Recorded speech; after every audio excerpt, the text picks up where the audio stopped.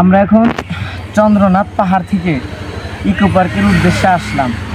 প্রায় 40 মিনিট হাঁটার পরে আমরা ইকো পার্কের গেটে আসলাম। আবার এখান থেকে 50 টাকা টিকিট, 50 টাকা টিকিট দিয়ে আমরা ইকো পার্কের ভিতরে ঢুকলাম। আর এখানে আমরা দেখবো সহস্রধারা ও সুপ্তধারা ঝর্ণা। আমরা চন্দ্রনাথ পাহাড় থেকে এখন ইকো পার্কে ঢুকতেছি। সেখান থেকে এখানে আসার পরে এখানে আবার 50 টাকা টিকিট দিয়ে ঢুকতে হয়। হ্যাঁ, এখান থেকে মেন গেট হচ্ছে আবার 3 কিলোমিটার দূরে। আর এর ভিতরে সুপ্তধারা ও সহস্রধারা ঝর্ণা আছে।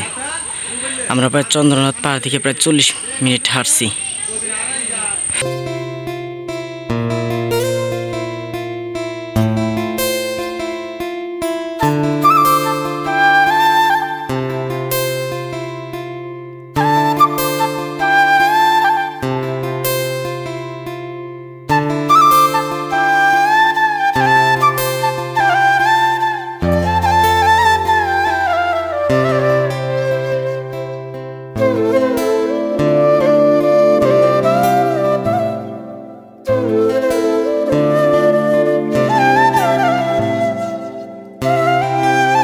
আমার এই ভিডিওতে তেমন একটা ইনফরমেশন দেওয়া নাই, কারণ এর আগের ভিডিও চন্দ্রনাথ পাহাড়ে ওঠার সময় সকল ইনফরমেশন দিয়েছি। চাইলে সেই ভিডিওটি দেখে আসতে পারেন।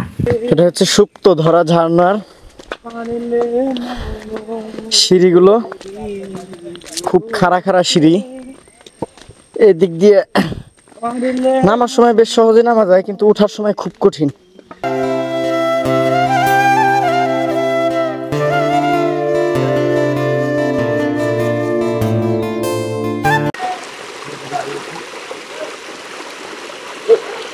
সুপ্তধারা ঝর্ণার গিরিখাত, তবে এখন বেশি পানি নাই।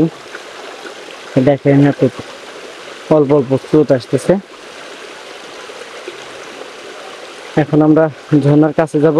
আমরা প্রায় ঝর্ণার কাছে এসে গেছি। চলুন আপনাদেরকে দেখাই।